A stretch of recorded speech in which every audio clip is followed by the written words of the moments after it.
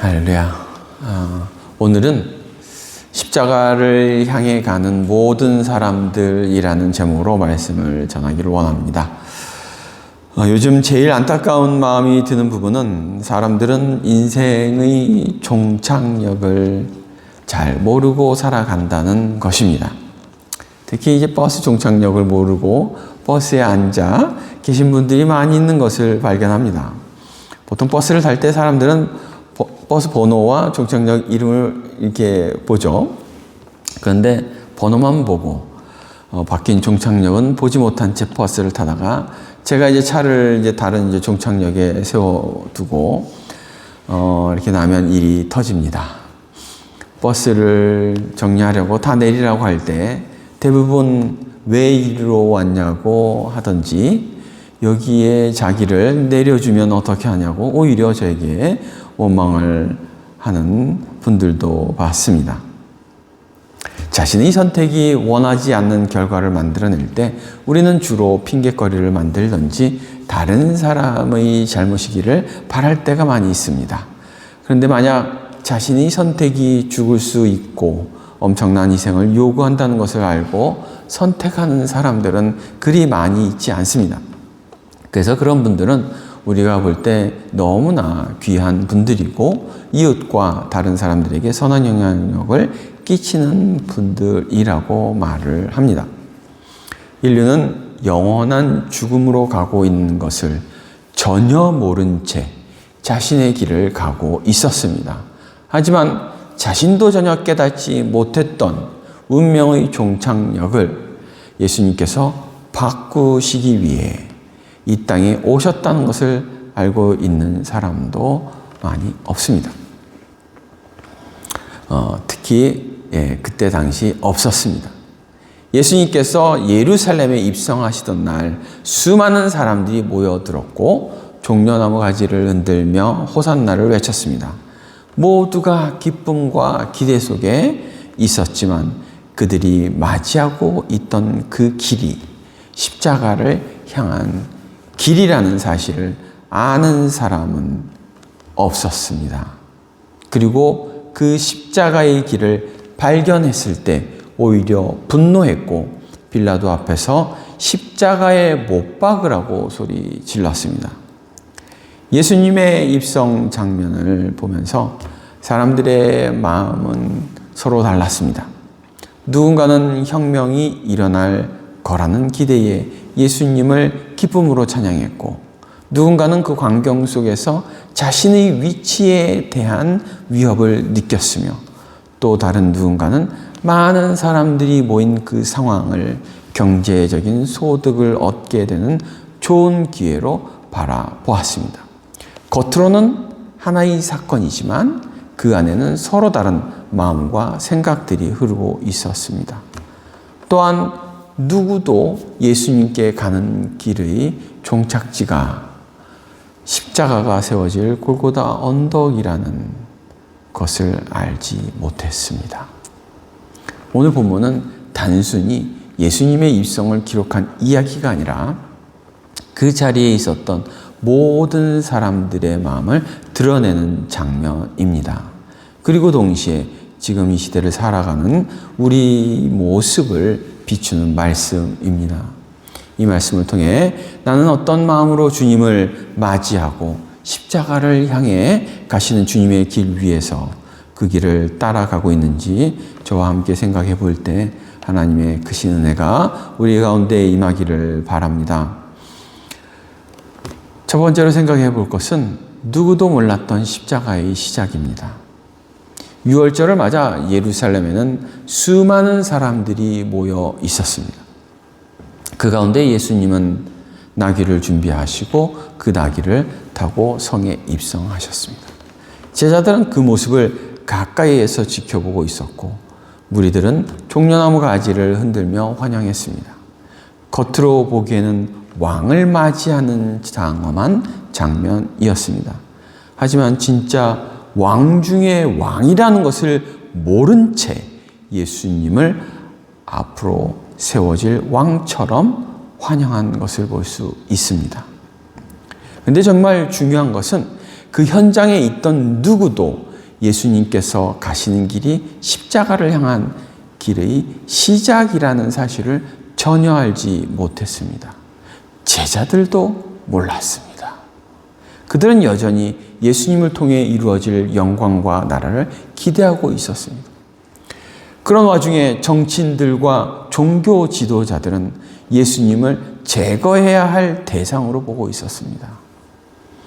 그들은 대중들의 인기를 한 몸으로 받고 있는 예수님을 보게 되는 상황이 자신들의 위치와 권력을 위협하고 있다고 느끼며 어떻게 예수님을 무너뜨릴지를 더 고민하기 시작했던 것입니다.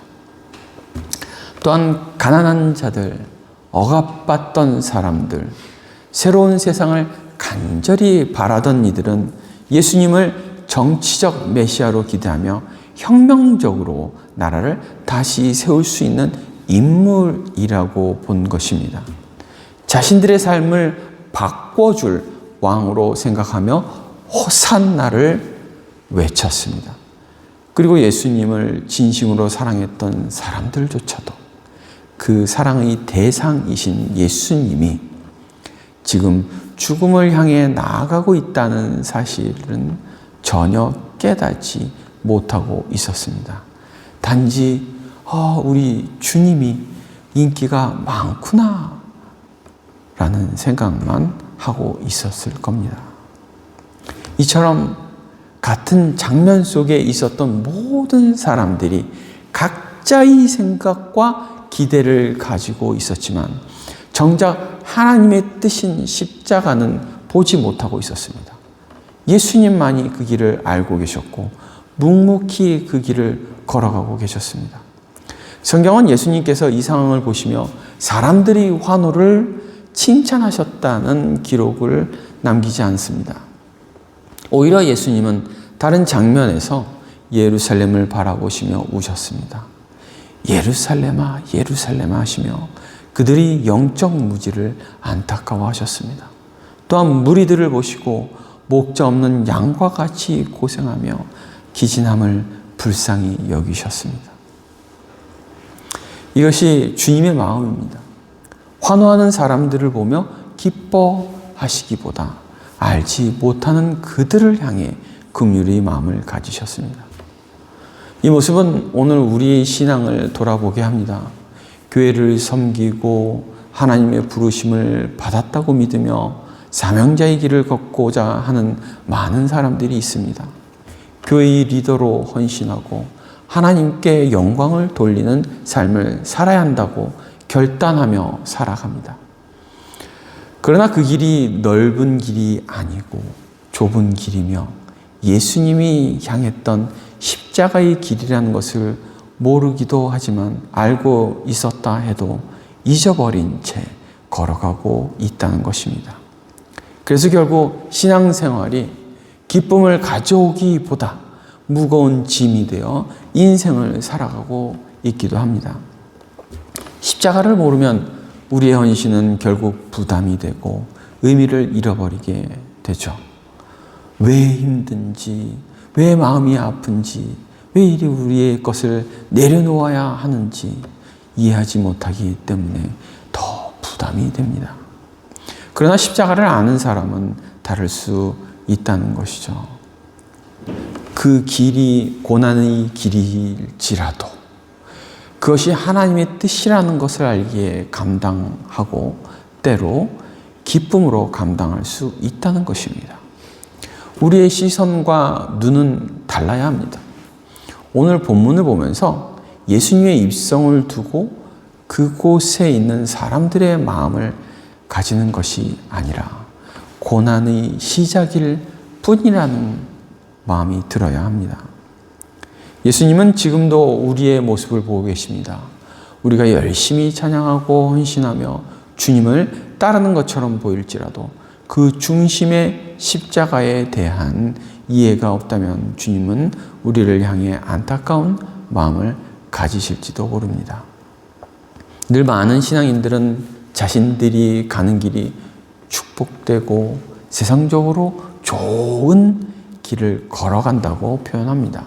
하지만 자신들이 가는 길이 십자가를 지기 위해 나아가는 삶이라는 것을 깨닫지 못한 채 기대하지 못했던 희생을 하게 되면서 뭔가 잘못된 것 같다고 말합니다. 하나님의 일을 하는데 내가 왜 이렇게 살아야 되냐는 원망이 나올 때가 얼마나 많은가요? 오히려 그것이 정말 잘못되지 않은 정상적인 십자가의 길에 들어선 것이고 그 길이 정말 축복이고 은혜라는 것을 나중에 진심으로 깨달을 때가 많이 있었던 경험을 우리가 하게 됩니다. 사랑하는 은혜교회 성도 여러분, 십자가의 길이 시작되었다면 정말 축복되고 은혜가 넘치는 길이 시작된 것임을 우리가 믿어야 합니다.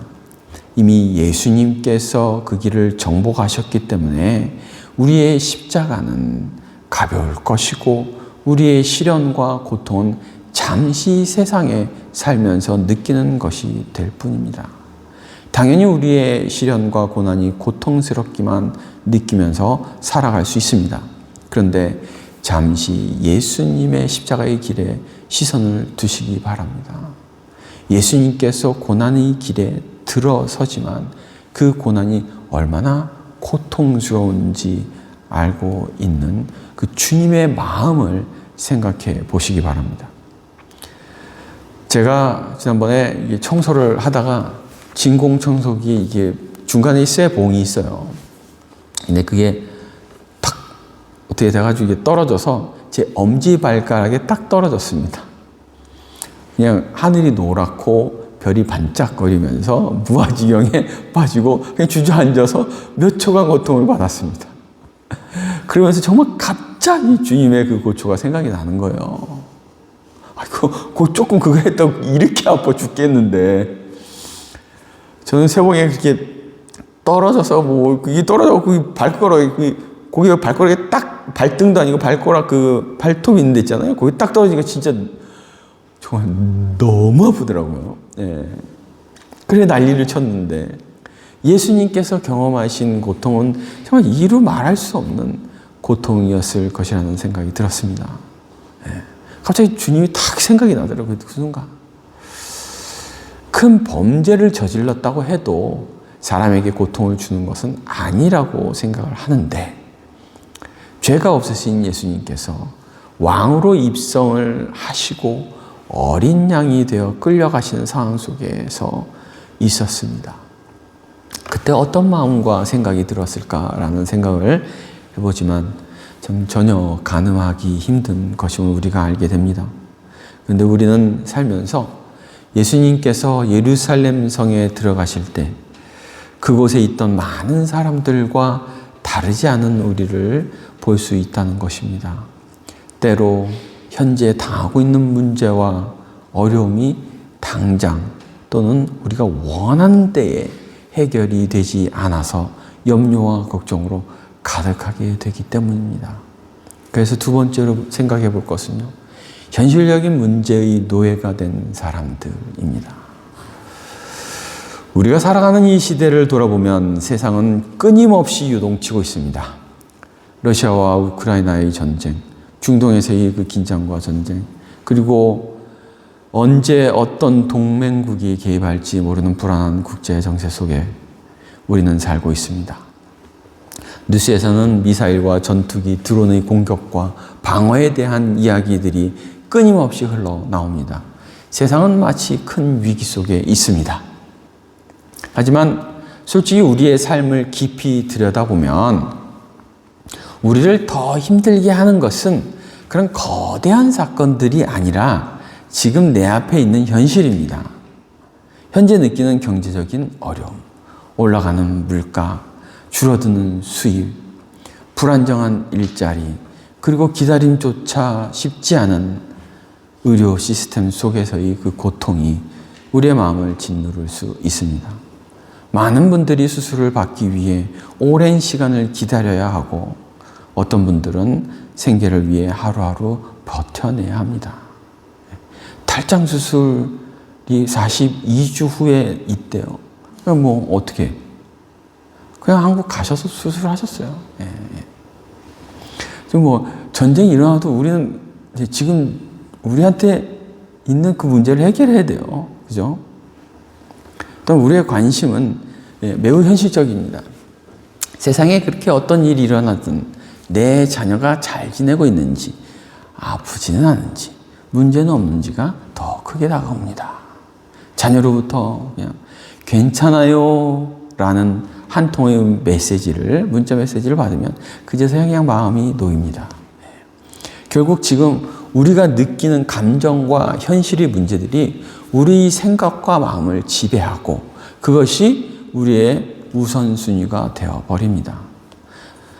너무 어이가 없는 것은 영국 이 라디오를 이제 듣다 보면 영국 축구 팬들이 주로 요즘 부쩍 더 하는 그런 축구 팬들이 있어요. 어느 팀이라고 얘기도 못하겠지만 팀이 이제 2부 리그로 강등될 것 같아서 이제 막 우울증이 걸릴 것 같다고 뭐 말을 하는 거예요. 예. 너무나 많은 사람들이 자신의 시선을 현재 자신이 관심을 두고 있는 그 일에 축구가 뭐라고? 예. 지금 현재 세계가 지금 이렇게 뒤흔들리고 있는데 그냥 막 축구 때문에 죽을 것 같대요. 예. 우리 인간의 연약함과 정말 작은 마음을 새삼 깨닫게 되었습니다. 뭐 저도 그런 연약한 인간에 포함되기에 이렇게 말씀을 드립니다.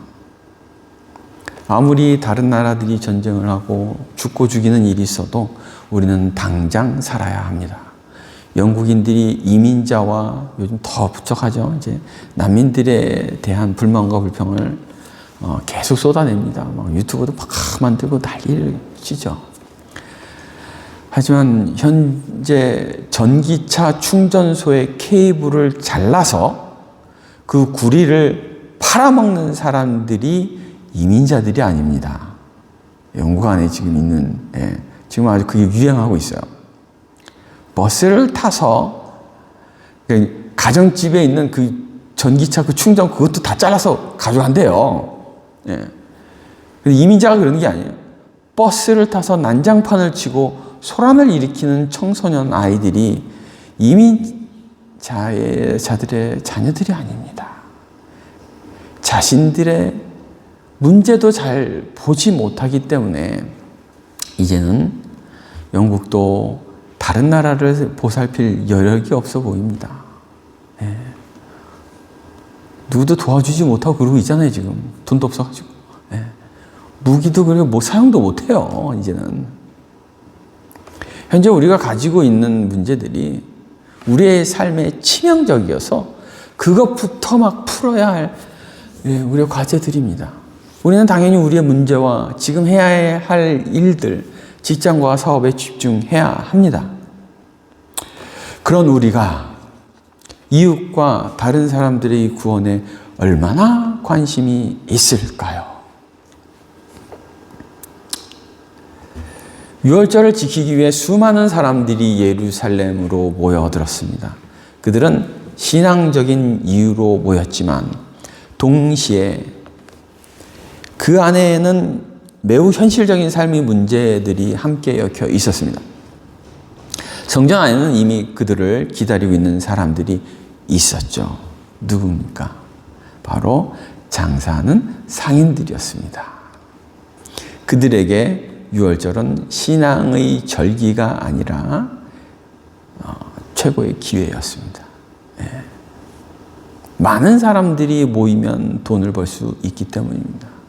어떻게든 한 몫을 잡고자 하는 기대와 욕심으로 그들은 그 자리를 지키고 있었습니다. 예수님을 따르던 무리들 역시 순수한 믿음만으로 움직인 것이 아니었습니다. 그들은 예수님을 정치적 메시아로 기대했습니다. 로마의 압제비에서 벗어나고 싶은 간절한 소망, 나라를 되찾고 싶은 마음이 그들의 찬양 속에 담겨 있었습니다. 그리고 그 분위기는 매우 고조가 되어 있었습니다. 예수님의 기적과 표적에 대한 소문이 퍼졌고 사람들은 기대와 흥분 속에서 예루살렘에 모였습니다. 그곳은 신앙과 현실, 기대와 욕망이 뒤섞인 자리였습니다. 그러나 예수님께서 성전에 들어가셔서 상인들의 상을 엎으셨을 때 상황은 완전히 달라집니다. 사람들이 기대했던 방향과 예수님의 행동이 달랐기 때문입니다. 자신들이 현실적인 이익과 맞지 않는 그 순간 사람들의 태도는 급격히 변하게 되어 있습니다. 며칠 전까지만 해도 호산나를 외치던 사람들이 결국에는 로마 총독 앞에서 십자가에 못 박으라고 외치게 됩니다. 왜 이런 일이 일어났습니까? 그들은 예수님이 가시는 십자가의 길이 자신들이 붙잡고 있던 현실의 문제들보다 훨씬 더 크고 귀한 것이라는 사실을 알지 못했기 때문입니다. 그들에게는 성전에서 얻을 수 있는 이익이 더 중요했고 현실적인 해방이 더 시급했으며 눈앞의 문제 해결이 더 절실했습니다. 그래서 선지자들의 예언이 생각이 나지도 않았고 십자가는 보이지 않았으며 보일 수도 없었습니다. 이 모습은 오늘 우리의 모습이기도 합니다. 전쟁으로 인해 무엇이 해결될지 모르지만 물가 상승과 다른 충격들이 실질적으로 다가올 것이라고 생각합니다. 아무런 답이 보이지 않는 세상과 우리의 현실입니다. 우리는 하나님을 믿고 예배하며 신앙생활을 하지만 여전히 현실의 문제에 묶여 살아갑니다.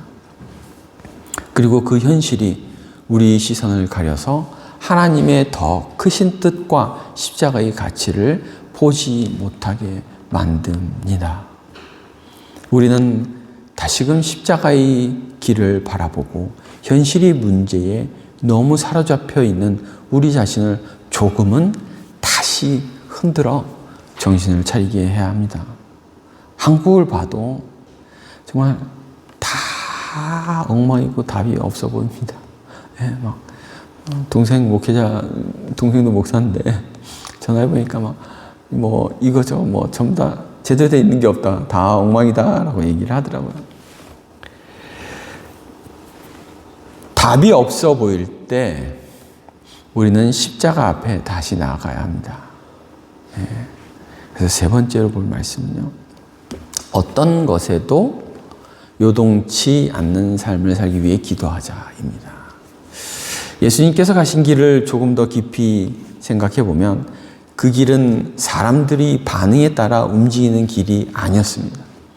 예루살렘에 입성하실 때 수많은 사람들이 호산나를 외치며 환영했습니다. 그 순간만 보면 예수님의 사역은 성공한 것처럼 보였습니다.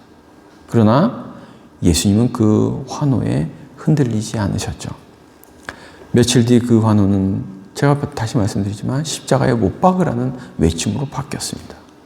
사람들의 마음은 쉽게 변했고 상황은 급격하게 뒤집혀졌습니다. 그러나 그때도 예수님은 흔들리지 않으셨습니다.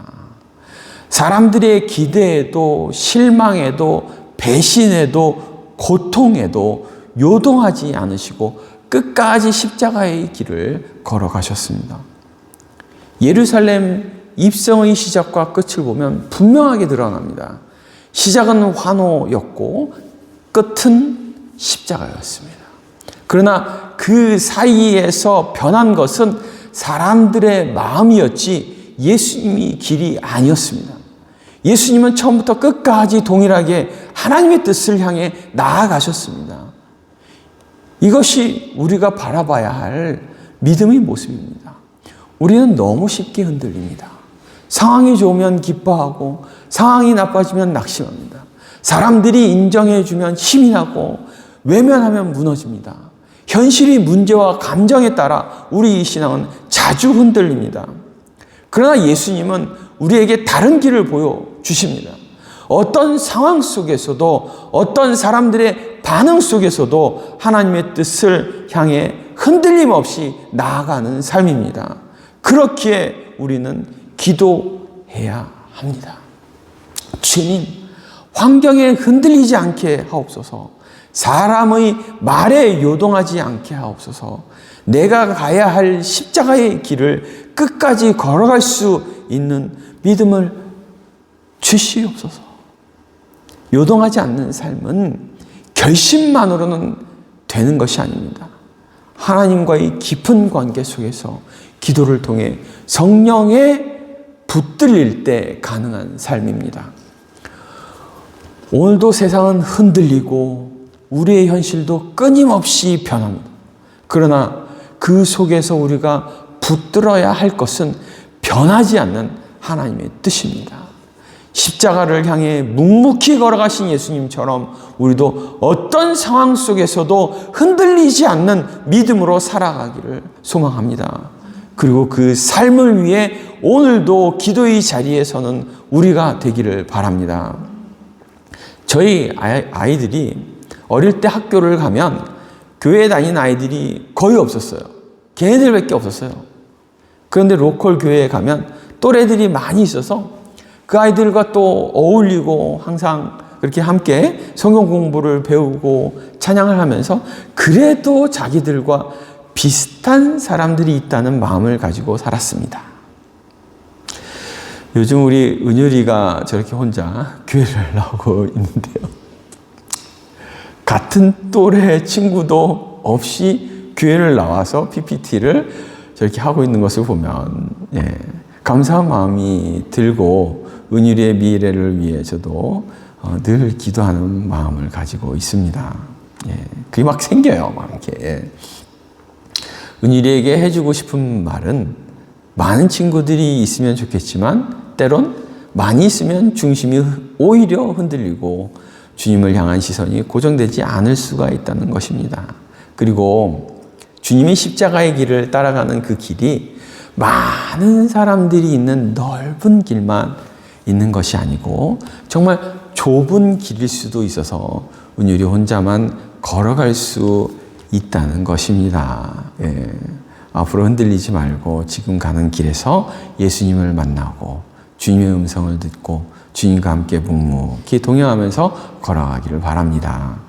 은율이가 앞으로 가는 길에 하나님의 뜻이 계속해서 그렇게 이루어지는 축복된 인생이 되기를 바라는데요. 이와 같이 여기 계신 우리 모든 은혜교회 성도님들에게도 또 자녀들에게도 같은 축복이 있기를 바랍니다. 당연히 한인들이 막 많아서 믿음 생활을 하고 싶은 분들이 그렇게 많이 우리와 함께 있으면 좋죠. 여기 꽉꽉 차고 같이 있으면 좋지만 세상에 어떤 일이 일어날지라도 오늘 주님을 향해 찬양하고 마음을 바치고 우리의 사랑을 표현하는 것이 중요하다고 믿습니다. 내일 어떻게 될지 모르기 때문에 오늘 주님과 함께 흔들림 없이 걸어가는 것이 매우 중요한 것입니다. 오늘 주님의 십자가의 길을 보면서 예배를 우리 제사로 온전히 드렸기에 내일 어떤 일이 일어나도 이겨낼 수 있는 힘으로 살아가는 우리 모두가 되기를 예수 그리스도의 이름으로 축원합니다.